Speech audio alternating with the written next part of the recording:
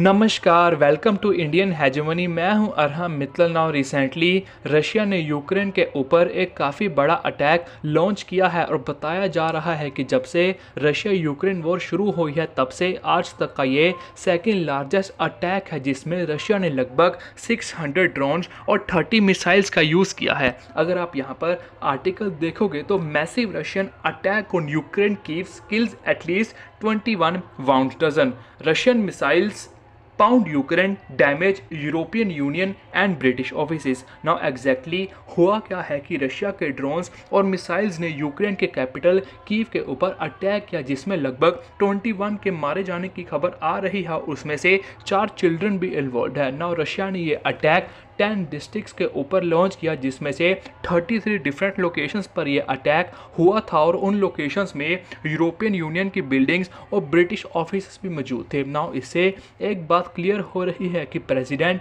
Vladimir Putin fears no one. Now एक बात simple अगर आप समझोगे तो अभी रशिया के president Vladimir Putin western countries और यूएस को बेसिकली टेस्ट कर रहे हैं, मेजोरिटी नाटो को टेस्ट कर रहे हैं कि अभी भी ये यूक्रेन की हेल्प करने के लिए किस हद तक आ सकते हैं। सबसे पहले अगर हम यूएस के बारे में बात करें तो जब से डोनाल्ड ट्रंप प्रेसिडेंट इलेक्ट होकर आए हैं, इन्होंने डिफरेंट ओकेशंस पर प्रेसिडेंट व्लादिमीर पुतिन से बात की है कि हम रशिया यूक्रेन की वॉर को कैसे रोक सकते हैं। इवन कि उन्होंने डिफरेंट ओकेशंस पर रशिया को धमकी भी दी है कि अगर रशिया ने वॉर नहीं रोकी तो उनको सीवियर कॉन्सिक्वेंसेस भुगतने पड़ सकते हैं। लेकिन रशिया बिल्कुल भी रुका नहीं है, इन्होंने रेगुलर बेसिस पर यूक्रेन की बॉम्बिंग करी है। एक टाइम पर तो डोनाल्ड ट्रंप भी फ्रस्ट्रेट हो गए थे, उन्होंने कह दिया था कि फ़ोन के ऊपर तो व्लादिमीर पुतिन काफ़ी मीठी मीठी बातें करता है, लेकिन उसी के नेक्स्ट दिन अटैक कर देता है। नाउ अब आपको सभी को पता होगा कि रिसेंटली अलास्का में व्लादिमीर पुतिन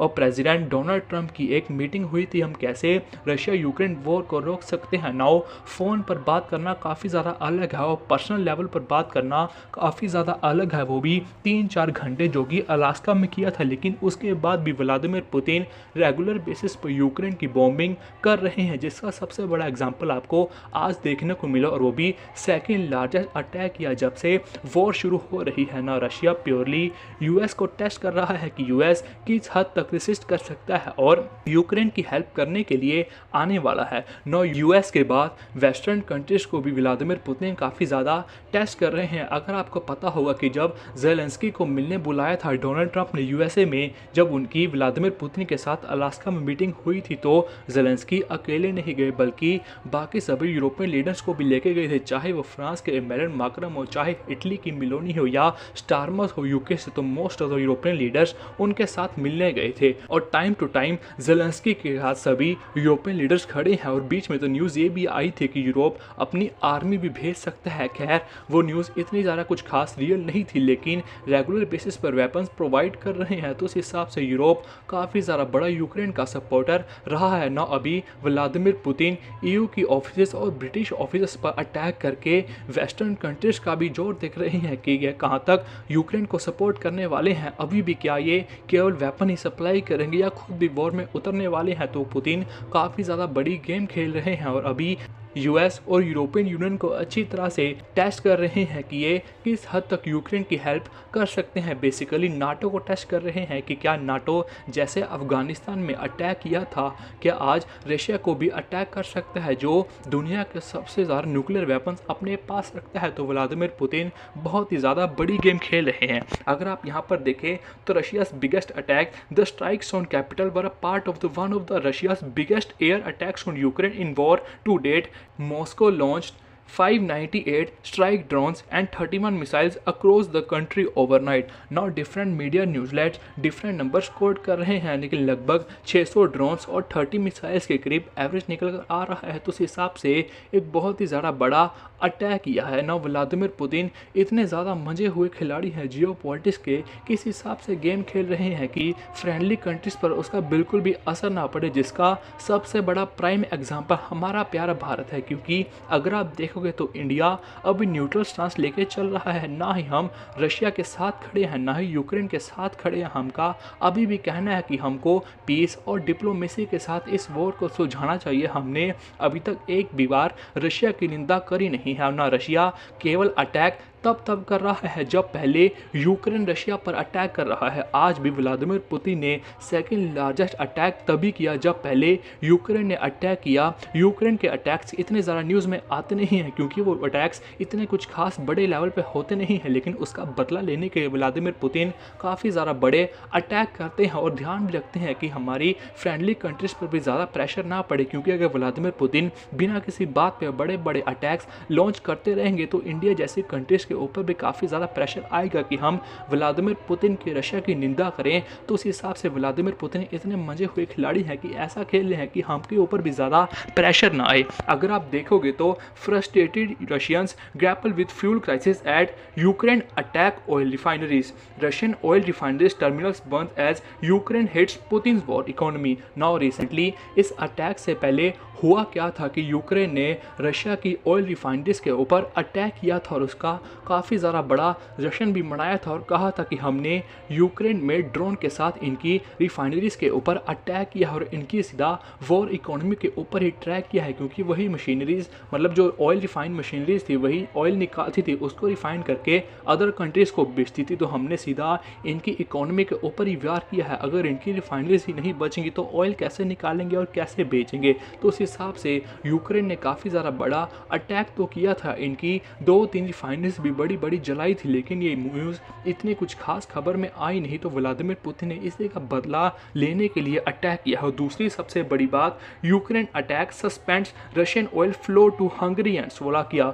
ना सभी यूरोपियन कंट्रीज यूक्रेन के साथ खड़ी नहीं है, अभी भी काफ़ी कंट्रीज हैं जो रशिया के साथ भी एंगेज करती है, जिसका सबसे बड़ा एग्जाम्पल हंगरी और स्लोवाकिया है। नाउ एक गैस पाइपलाइन रशिया और यूक्रेन के थ्रू होकर हंगरी और स्लोवाकिया को जाती है। हंगरी और स्लोवाकिया आज भी रशिया से ऑयल और गैस परचेज करते हैं। ना यूक्रेन ने किया क्या कि इसी गैस लाइन पाइप के ऊपर अटैक कर दिया और इसको डिस्ट्रॉय कर दिया, जिससे हंगरी और स्लोवाकिया के अंदर एनर्जी क्राइसिस आ गया। और इन्होंने इवन की यूरोपियन यूनियन को भी लेटर लिखा था कि हम पर हमारा तो इस वॉर से कोई लेना देना है नहीं, तो हमको क्यों अटैक किया जा रहा है, हमारी एनर्जी सिक्योरिटीज़ का भी ध्यान रखा जाइए। और इवन की एक टाइम पर तो हंगरी और यूक्रेन एक दूसरे के साथ भिड़ भी गए थे कि आप हमको इस वॉर में ड्रैग मत करिए। यूक्रेन ने साफ कहा था कि आप ये कैसे स्टेटमेंट्स दे रहे हो, व्लादिमीर पुतिन रेगुलर बेसिस पर हम पर अटैक कर रहे हैं, हमारे इंसान मार रहे हैं, लेकिन फिर भी आप ऐसे स्टेटमेंट्स दे रहे हो। लेकिन फिर भी हंगरी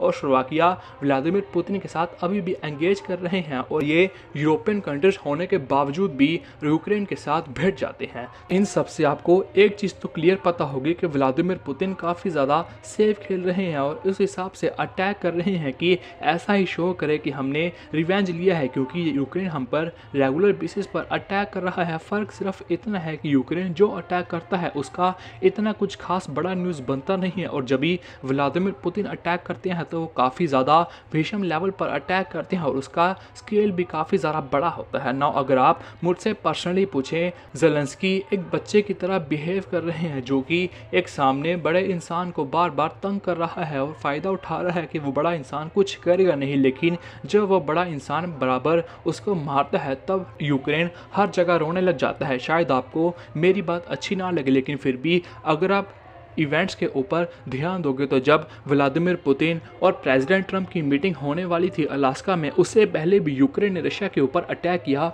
उसके बाद भी यूक्रेन ने रशिया के ऊपर अटैक किया। आपको मैंने अभी दिखाया कि उन्होंने ऑयल रिफाइनरीज के ऊपर अटैक किया, खैर वो ज़्यादा न्यूज़ में आया नहीं, लेकिन यूक्रेन भी रशिया के ऊपर रेगुलर बेसिस पर अटैक करता रहता है। नाउ पहले जब व्लादिमीर पुतिन और ज़ेलेंस्की के बीच में बहुत ज़्यादा बड़ी मीट होने वाली थी, उसके थोड़े टाइम के बाद ही यूक्रेन ने काफ़ी ज़्यादा बड़ा ड्रोन अटैक रशिया के ऊपर लॉन्च किया था। आपने देखा होगा एयरबेस में खड़े इनके बड़े बड़े फाइटर प्लेन्स को यूक्रेन के ड्रोन्स ने मार गिराया था, तो उस हिसाब से काफ़ी बड़ा अटैक किया था। वो अटैक भी पीस डील्स के बाद हुआ था। तो आपको क्लियरली पता लग जाएगा कि ज़ेलेंस्की बिल्कुल भी चाहता नहीं है कि ये वॉर रुके और रेगुलर बेसिस पर अटैक करता ही जा रहा है, उसका कुछ खास बड़ा न्यूज़ बनता नहीं। और जब भी रशिया अटैक करेगा तब रोने आ जाएगा, हर जगह पर ढिंढोरा पीटा कर देगा कि रशिया हमको मार रहा है। एक बात तो कॉमन है कि अगर आप अटैक करोगे तो उसकी कॉन्सिक्वेंसेज आपको भुगतनी ही पड़ेंगी। तो अभी व्लादिमीर पुतिन काफ़ी ज़्यादा सेफ खेल रहे हैं और काफ़ी ज़्यादा बड़े दिग्गज खिलाड़ी हैं। और जहाँ तक मुझे लगता है कि ज़ेलेंस्की बिल्कुल भी चाहता नहीं है कि ये वो रुके। व्लादिमीर पुतिन ने साफ साफ अपनी शर्तें ट्रंप को बताई थी, अगर यूक्रेन ये बात को मान लेगा तो अभी वो रोक देंगे, लेकिन ज़ेलेंस्की उस बात को मानने के लिए बिल्कुल भी तैयार है नहीं। और जब जब पीस टॉक होने जाती हैं तब वो रशिया पर अटैक कर देगा। फ़र्क सिर्फ इतना है कि उसके अटैक्स ज़्यादा न्यूज़ में आते नहीं हैं, तभी लोगों को उसके बारे में ज़्यादा पता रहता नहीं है। और दूसरे साइड पर जब रशिया उसका रिटेलिएट करता है तो सेम काफ़ी ज़्यादा बड़ा ढिंढोरा पिट जाता है। तो उस हिसाब से यह वॉर आगे मोस्ट प्रोबेबली चलने ही वाली है अगर इस तरह का रवैया रहा ज़ेलेंस्की का। बाकी आपको इस टॉपिक के बारे में कैसा पता आप कमेंट में बता सकते हैं। टिल देन टेक केयर, मिलेंगे नेक्स्ट वीडियो में।